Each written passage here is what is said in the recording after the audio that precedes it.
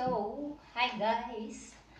Andito na naman ako para mag-explain sa inyo kung bakit hindi nyo na ako mahanap sa Facebook at saka sa Messenger. Kahapon po kasi may nag-comment sa YouTube ko, nagtanong siya kung bakit hindi niya na ako ma-message.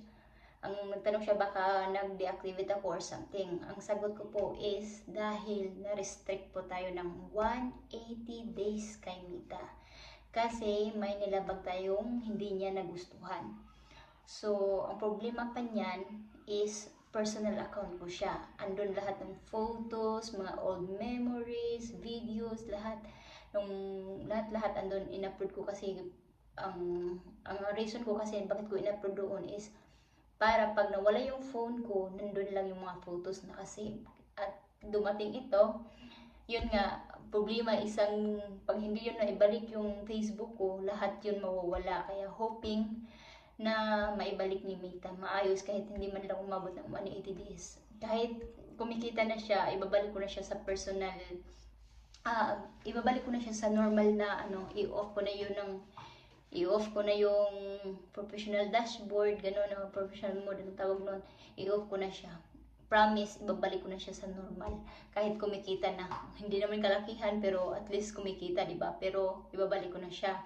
At saka, pag hanapin nyo na lang po ako sa TikTok at saka sa YouTube. Mag-comment na lang kayo doon kung may mga kailangan kayo. Kasi pati IG at saka Messenger ko wala. Kasi connected siya kay Facebook.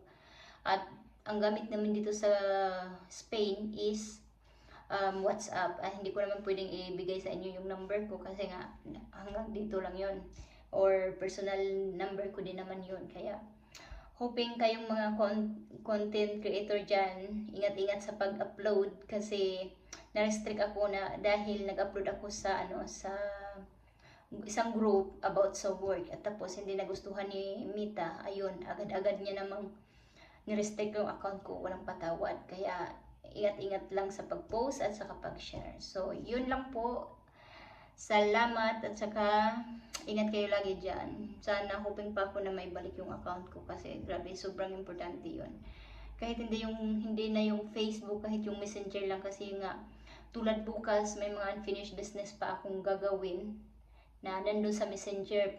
Example, yung bukas, yung Spanish lesson namin. Hindi ko kilala yung magtuturo. Hindi ko alam yung Facebook niya.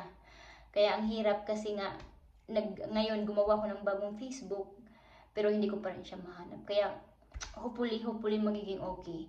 At saka ingat kayo lagi.